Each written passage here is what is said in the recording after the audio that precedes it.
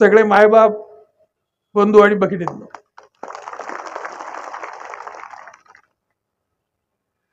प्रथमतः मी तुमचं सगळ्यांचं ऋणी आहे की मला आशीर्वाद देण्याच्यासाठी इतक्या मोठ्या संख्येने आपण सगळेजण आलात आणि एवढं रखरखतं ऊन असताना सुद्धा इतकी मोठी रॅली काढली. आपण अतिशय उत्साहामध्ये रॅली काढली आणि ज्या वेळेला तुम्ही रॅली काढत होते त्यावेळेला ही रॅली अर्ज दाखल करण्याची आहे, काही रॅली आपण विजयाची काढतो आहोत हेच मला कळत नव्हतं. हा जो तुमचा उत्साह, हे जे तुमचं प्रेम, हे कायम माझ्यासोबत राहिलं आहे. हे तुमचे ऋण माझ्याकडनं कधीही फेडले जाणार नाहीत. मालेगाव तालुक्याच्या जनतेला माझ्या कातड्याचे जोडे करून घातले तरी देखील मालेगाव तालुक्याने मला जे प्रेम दिलंय ते फिटणार नाही, याची मला प्रामाणिकपणाने जाणीव आहे. राजकारण करत असताना अनेक कटू प्रसंग येतात, अनेकदा न आवडणारे निर्णय घ्यावे लागतात आणि प्रशासन चांगलं करायचं असेल तर अनेकदा कार्यकर्त्यांची मनं दुखावली जातात. आणि म्हणून प्रथमतः आज तुमच्या सगळ्यांच्या समोर उमेदवार म्हणून शिवसेनेचा आणि महाविकास आघाडीचा अधिकृत उमेदवार म्हणून नामांकन दाखल केल्यानंतर आजपर्यंत माझ्याकडनं जर काही चुकलं असेल, तुमच्या कोणाचं काम माझ्याकडनं झालं नसेल, तुमच्या कोणाला काही बोललं गेलं असेल, तुमचं कोणाचं मन माझ्यामुळे प्रत्यक्ष किंवा अप्रत्यक्षरित्या दुखलं असेल तर जाहीरपणानं अद्वै हिरे म्हणून सुद्धा, भाऊसाहेब हिरेंचा वारसदार म्हणून सुद्धा आणि शिवसेनेचा उपनेता म्हणून सुद्धा आपली सगळ्याची जाहीर क्षमा मागतो. आपण सगळे मोठ्या मनानं मला माफ कराल आणि काम करायची संधी द्याल अशी अपेक्षा बाळगतो. कृषी उत्पन्न बाजार समितीमध्ये तुम्हाला निवडून दिलं, पहिल्यांदा तुम्ही सगळ्यांनी खूप भरभरून आशीर्वाद दिले. 1950 मतं मला पडली. पहिल्या क्रमांकावर मी निवडून आलो. 2च महिने मार्केटचा चेअरमन म्हणून मला काम करण्याची संधी मिळाली आणि 9 महिने मला तुरुंगात राहावं लागलं. पण जी शिस्त, जी भूमिका माझ्या सगळ्या संचालक मंडळाला मी दिली होती त्याच पद्धतीचं काटेकोर पालन करून त्यांनी अतिशय चांगल्या पद्धतीने कृषी उत्पन्न बाजार समिती चालवली आणि कृषी उत्पन्न बाजार समितीतल्या सगळ्या चोऱ्या आपण रोखू शकल्यामुळे 2.25 कोटी रुपयाने उत्पन्न मार्केट कमिटीचं वाढलं. आज शेतकऱ्यांची मार्केट कमिटी वाटते आहे. पण विधानसभेत तुम्ही मला मार्केटमध्ये संधी दिल्याच्या नंतर 2 महिन्यामध्ये मी इतकं काम करून दाखवू शकतो. विधानसभेमध्ये तुम्ही मला जर पाठवलं तर निश्चितपणाने मी कशा पद्धतीने काम करू शकेन याची आपल्याला सगळ्यांना खात्री आहे. आज जे चित्र या शहरामध्ये उभं राहिलंय, आज जे चित्र ग्रामीण भागामध्ये उभं राहिलंय ते आपल्याला बदलायचं आहे.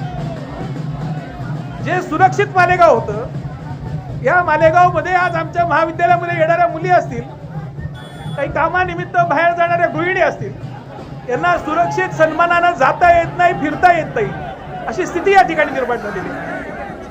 आज कॉलेजला येताना मुलींना सुरक्षित वाटत नाही, हे चित्र आपल्या समोर उभं राहिलं. आज मोठ्या प्रमाणावरती मोबाईलची स्नॅचिंग असेल, पेनची स्नॅचिंग असेल, मालेगाव शहरामध्ये सुद्धा दिवसा आड मालेगाव शहरामध्ये खून होतोय, दिवसा ढवळ्या बंदुकीने गोळ्या झाडल्या जातात. असं कायदा आणि प्रशासन हे मालेगाव तालुक्यामध्ये आपण कधीही अनुभवलेलं नाही. या शहरात गुंडांना आपण कधीही थारा दिला नव्हता.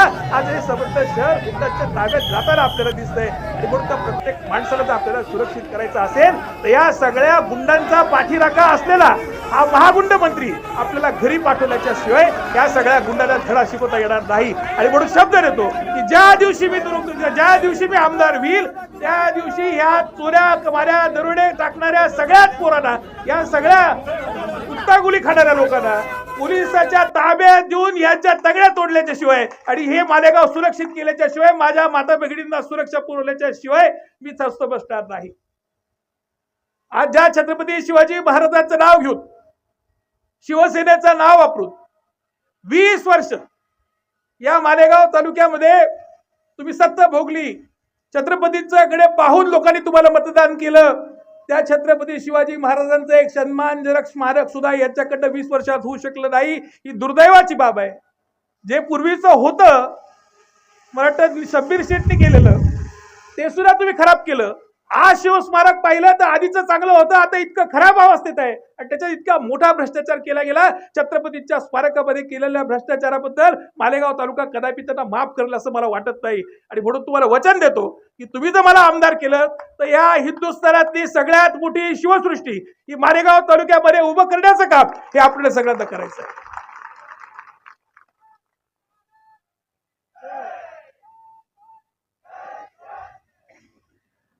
मी सातत्यानं तुम्हाला सांगत आलो की मी जर आमदार झालो तर मला मालेगावचं बारामती करून दाखवतो. सबरदार त्यांच्या भाषणात बोलले मालेगावचं बारामती म्हणजे नेमकं काय.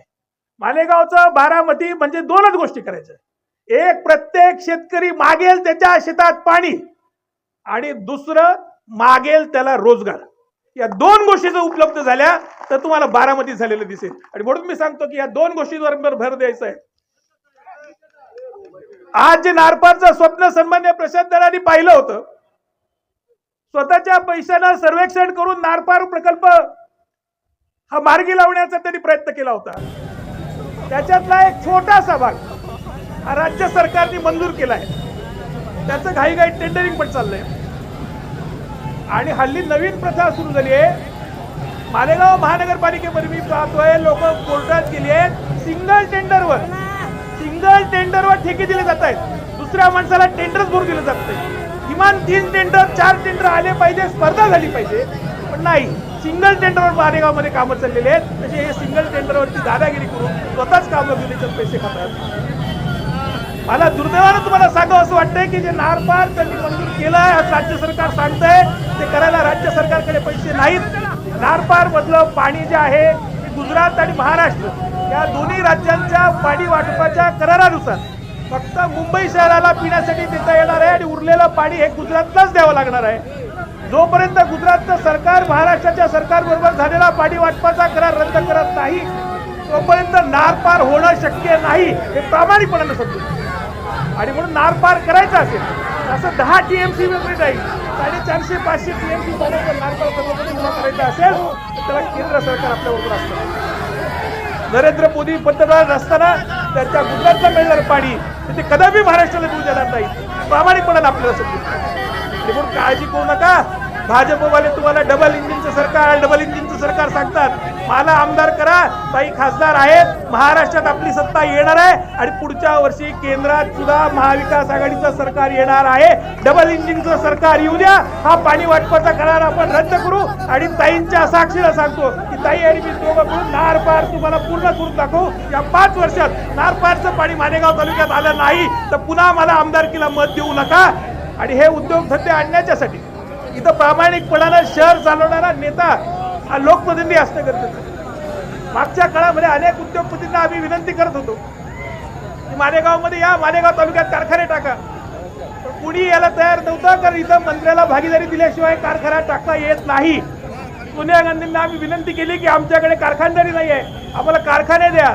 सोनिया गांधींनी टाटा कंपनीला सांगितलं की पॉवर प्लांट मालेगावातून टाका, सरकारला सांगितलं मारुती उद्योगचा प्रकल्प मालेगावात टाका. आणि या दोन्ही कारखान्यांसाठी झोडगे गटामध्ये जागा सुद्धा सरकारनं आरक्षित केली. ती जागा घेतल्याबरोबर येथील लोकांना रस्त्यावर उतरवलं, आंदोलन करायला लावलं, आणि हे दोन्ही कारखाने परत पाठवले. आज टाटा पॉवरचा आणि मारुती उद्योगचा कारखाना मालेगावात आला असता तर हजारो लाखो पोरांना रोजगार मिळाला असता. आज आमची पोरं ही मुंबई पुण्याला जात आहेत, आमची पोरं सुरतेला जात आहेत, आमची पोरं नाशिकला जात आहेत, आणि त्या ठिकाणी नोकऱ्या करतायत. उलट परिस्थिती अशी निर्माण झाली असती की बाहेरगावची पोरं मालेगावात येऊन राहिली असती आणि मालेगावचा आर्थिक विकास झाला असता, पण तो आपल्या पालकमंत्र्यांनी होऊ दिला नाही. ही अत्यंत दुर्दैवाची बाब आहे. या ड्रग्सच्या सगळ्या रॅकेटच्या माध्यमातून मालेगावची ओळख म्हणजे भाऊसाहेबांचा तालुका, सहकाराचा तालुका, अशी जी संबंध महाराष्ट्रात होती ती आता कुत्तागुलीचा तालुका म्हणून त्यांनी करून टाकली. इतकी वाईट स्थिती, इतकी वाईट बदनामी आपली झालेली आहे. आज या ड्रग्सचं सगळं जे रॅकेट ललित पाटलाच्या माध्यमातून चालू आहे, याचा पाठीराखा कोण आहे याचं त्यांनी जाहीरपणानं उत्तर दिलं पाहिजे. मला कोणाचं नाव घेऊन आरोप करायचा नाही, पण निश्चितपणानं सांगतो, तपास करा. यांच्या मुलांच्या हनीमूनचे तिकीट ललित पाटलाच्या पैशांनी काढले होते का नाही याचं त्यांनी जाहीरपणानं उत्तर दिलं पाहिजे. आणि मग समजा महाराष्ट्रातल्या तरुणांची पिढी या ड्रग्स आणि कुत्तागुलीच्या मागे लागून जर तुम्ही बर्बाद करणार असाल तर अशा माणसाला तुम्ही ठेवणार आहात का याचा प्रामाणिकपणाने विचार केला पाहिजे. सातत्यानं कार्यक्रम होत होते. मध्यंतरीच्या काळात गणपतीचे दिवस आले, मग नंतरच्या काळात आपले नवरात्राचे दिवस आले, आणि सगळ्या कार्यक्रमांमध्ये सातत्यानं आपण शाकाहारी जेवण देत होतो. मला एक दिवशी पोरांनी विचारलं, म्हणजे तुम्ही फक्त शाकाहारी जेवण का देतात, बोकड्या का देत नाही?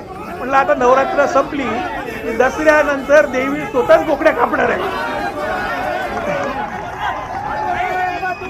आणि त्यामुळे आपल्याला बोकडे कापण्याची आवश्यकता नाही. आज ज्या सभा चालल्या आहेत, लाज वाटते पाहिजे या लोकांना. एक नेता 300 रुपये रोजाने माणसं सभेला आणतो, एक नेता 500 रुपये रोजाने आणतो. साक्री तालुक्यातली लोक मालेगाव तालुक्यात सभा ऐकायला येतातच का, हा माझ्या समोरचा प्रश्न आहे.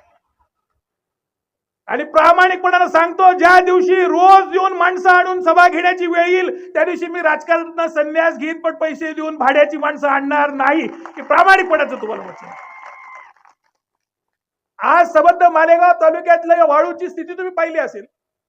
सगळ्या नद्या उपसून टाकल्या गेल्या, एक कण वाळू शिल्लक नाही. 20-20 फुटापर्यंतची वाळू विकली गेली. आज शेतकऱ्याच्या विहिरीला पाणी उतरत नाही, पाणी मुरत नाही, कारण तुम्ही आमची वाळू विकून टाकली. आज तुमची किरकोळ जी पिलावळ होती ती पुसण्यासाठी, त्याला श्रीमंत करण्यासाठी आज माझ्या गिरडा काठचा शेतकरी असेल, माझ्या मोसप काठचा शेतकरी असेल, त्या बिचाऱ्यांच्या शेतातलं पाणी तुम्ही गायब केलं, त्यांच्या विहिरी तुम्ही तळाला पोहोचवल्या. हे पाप तुम्ही कुठे फेडणार आहात, याचं उत्तर त्यांनी निश्चितपणाने दिलं पाहिजे. जाहीर सांगतो की सत्ता उद्धव साहेबांची येऊ द्या, मला सत्तेत जाऊ द्या. मालेगाव तालुक्यातला वाळू उपसा त्या दिवसापासून बंद म्हणजे बंद. एक कण वाळू उपसू देणार नाही, ही भूमिका घेऊन आपल्याला सगळ्यांना काम केलं पाहिजे. आज जे चित्र दिसतंय, सबंध शहर कॉन्क्रीटचं केलं जातंय. ग्लोबल वॉर्मिंग होतंय, जगाची उष्णता वाढते. हे सगळ्या कॉन्क्रीटचा परिणाम पुढच्या वर्षाच्या उन्हाळ्यात पहा. मालेगाव शहराचं तापमान हे 2°C वाढलेलं असणार आहे का तुम्ही सगळं शहर कॉन्क्रीटचं करून टाकलं. जे कॉन्क्रीट तापणार आहे याची उष्णता रात्री सुद्धा मालेगाव शहरातल्या सर्वसामान्य जनतेला भोगावी लागणार आहे. याचा तुम्ही निश्चितपणाने विचार केला पाहिजे होता. फक्त स्वतःचा कारखाना म्हणून वाटेल तिथं कॉन्क्रीट होतात बसले. जे रस्ते चांगले डांबराचे होते ते तोडून टाकले आणि बाकी सगळ्या रस्त्यात कॉन्क्रीटचे करायला लागलात.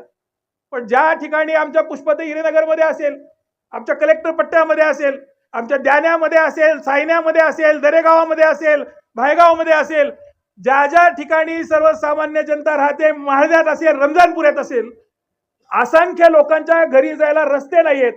पावसाळ्यामध्ये कितीतरी अंतर लांब लोकांना बाईक लावून चिखलामधनं चालत घरापर्यंत जावं लागतं. पण त्या ठिकाणी आम्ही रस्ते केले नाहीत. हा पैसा आम्हाला गल्लीबोळात टाकता आला असता, तो आम्ही टाकला नाही. आणि पैसा दिला कोणी?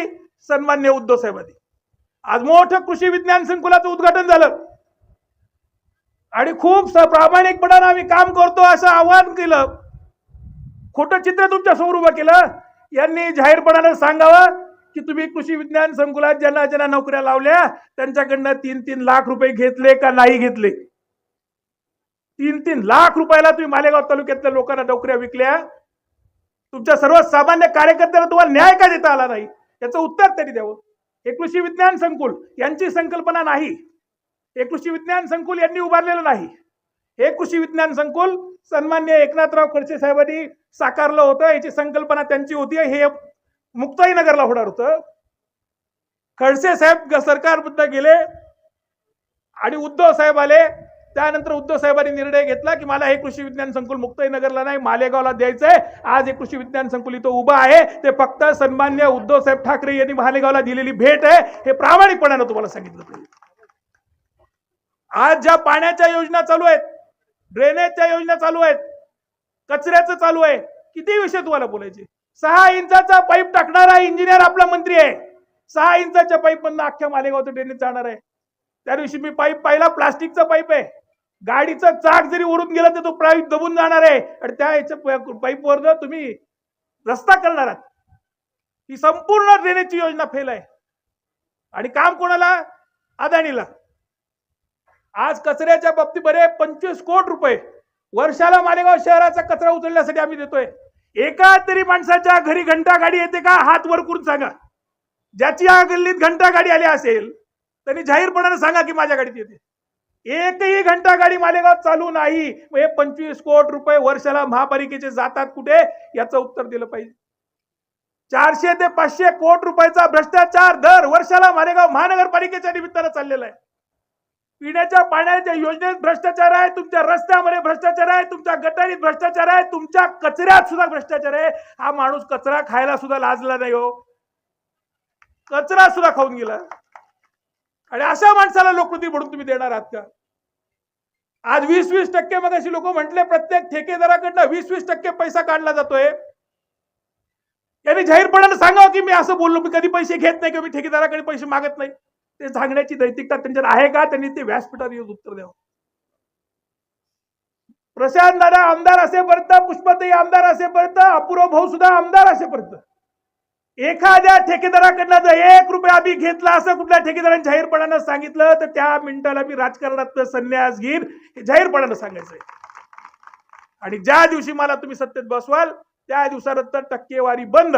जो ठेकेदार चांगलं काम करणार नाही त्या ठेकेदाराला ब्लॅकलिस्ट आपण करू.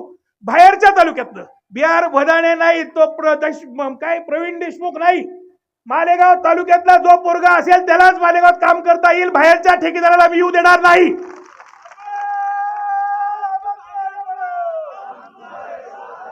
आमच्या तालुक्यातल्या सर्वसामान्य कार्यकर्त्याच्या लेबर सोसायटीचं काम नाही, लेबर सोसायटीचं ऑडिट करणं सुद्धा महाग पडतंय, अशी स्थिती झालेली आहे.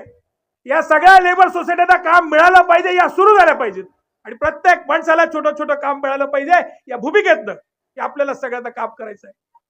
आज भ्रष्टाचार मुक्त मालेगाव तालुका करायचा असेल, गुंडगिरी मुक्त मालेगाव तालुका करायचा असेल आणि एक विकासाचं नवीन पर्व मालेगावला पाहायचं असेल तर तुम्हाला परिवर्तन केल्याच्या शिवाय पर्याय नाही, हे प्रामाणिकपणानं तुम्हाला सगळ्यांना आज सांगायला आलेलं आहे. आज हा शाहू फुले आंबेडकरांचा महाराष्ट्र आहे, हे यूपी आणि बिहार नाही.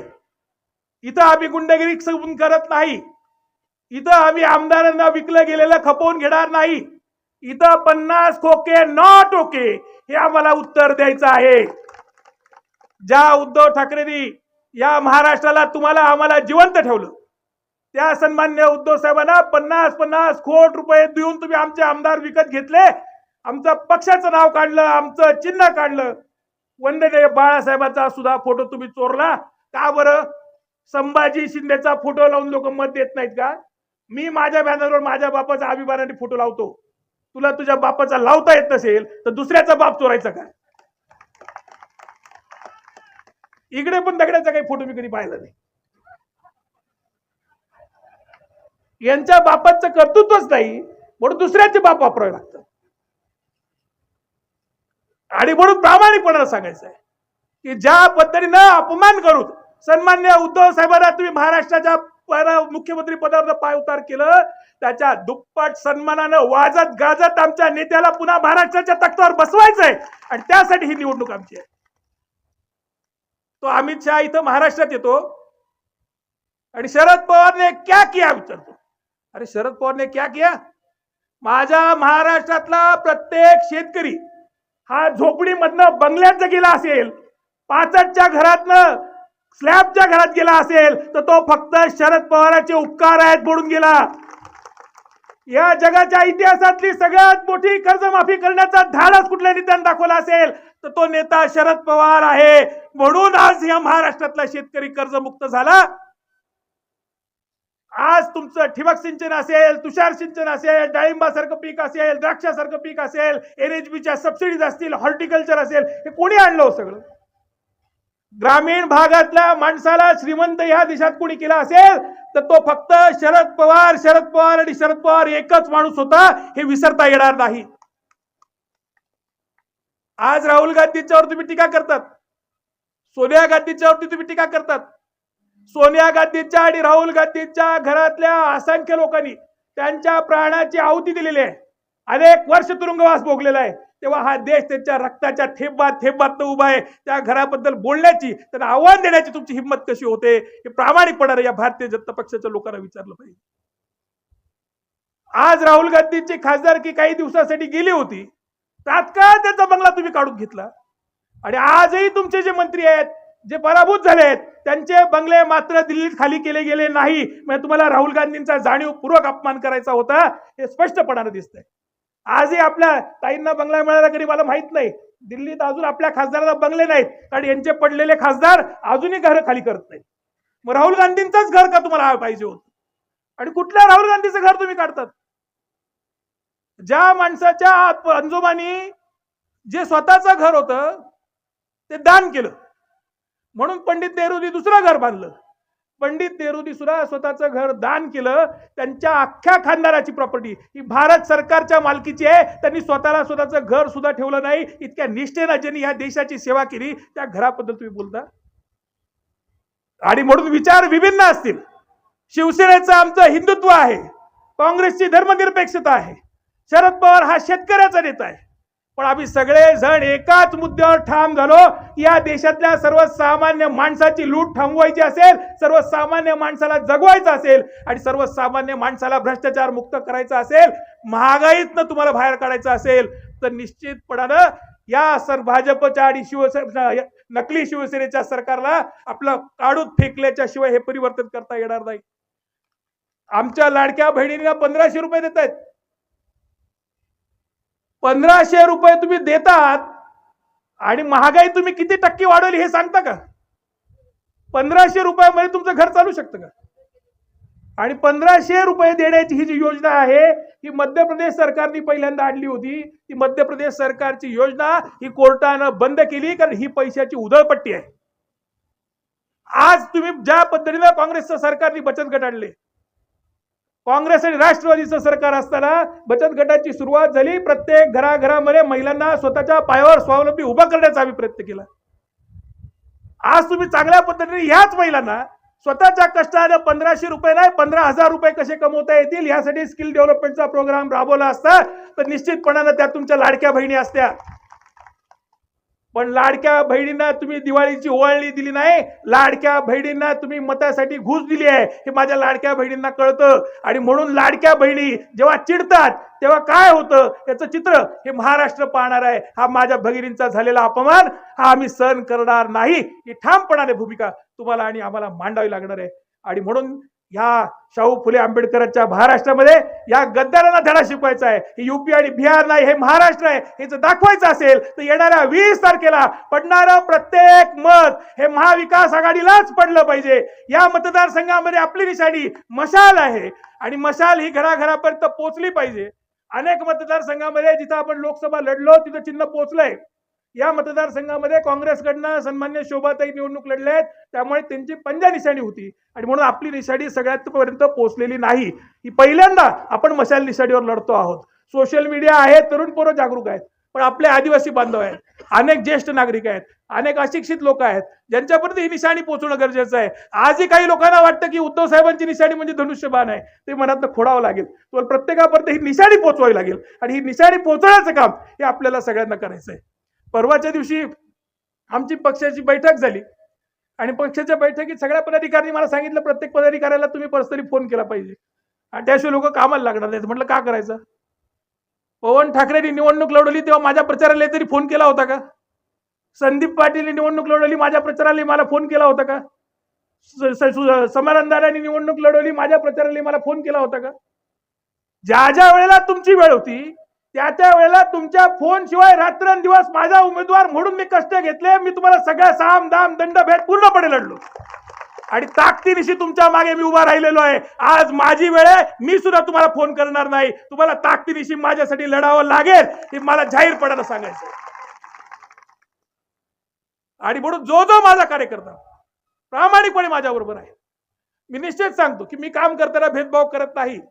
आज आमच्या गावामध्ये पगार चालू होतात, त्याच्या याद्या मालेगावात येतात. मालेगावात आल्यानंतर हा कार्यकर्ता शिवसेनेचा आहे, हा कार्यकर्ता उबाटाचा आहे, हा कार्यकर्ता राष्ट्रवादीचा आहे असं वर्गीकरण केलं जातं. आणि आपल्या कार्यकर्त्यांचे पगार चालू होत नाहीत, फक्त त्यांच्या कार्यकर्त्यांचे पगार चालू होतात. मला त्यांच्या कार्यकर्त्यांना सुद्धा सांगायचं आहे की मी शाश्वत विकास देणारा माणूस आहे. माझी सत्ता आल्यानंतर माझ्या यादीतनं तुमचं नाव कधीही वगळलं जाणार नाही. प्रत्येक शिंदे गटाच्या माणसाला सुद्धा मतदाराला सुद्धा सन्मानाची वागणूक आम्ही देऊ, त्यांची सुद्धा कामं करू. आमदार झाल्यानंतर पक्ष नसतो, आमदार झाल्यावर मतदार नसतो, आमदार झाल्यावर सबंध जनता ही आपली मायबाप असते आणि मायबापाची सेवा करतो तशी या मतदाराची करायची असते. आणि म्हणून प्रामाणिकपणाने शब्द देतो, 4 वेळा त्यांना संधी दिली, चारही वेळा त्यांनी चौपट तुमचं वाटळ करून ठेवलंय. एकदा आम्हाला संधी देऊन बघा, तुमच्या विश्वासाला मी कधीही तडा जाऊ देणार नाही. आणि 5 वर्ष जर चांगलं काम केलं नाही तर पुढच्या निवडणुकीला तुमच्या दारात सुद्धा उभं करू नका, हे प्रामाणिकपणानं सांगतो. तुम्ही दिलेला विश्वास हा मी निश्चितपणानं सांभाळण्यासाठी या तालुक्याचा विकास करून दाखवेल, या गुंडगिरीपासून तालुका मुक्त करून दाखवेल, भ्रष्टाचार मुक्त करून दाखवेल, हे प्रामाणिकपणे सांगून आपली सगळ्याची रजा घेतो. जय हिंद, जय महाराष्ट्र.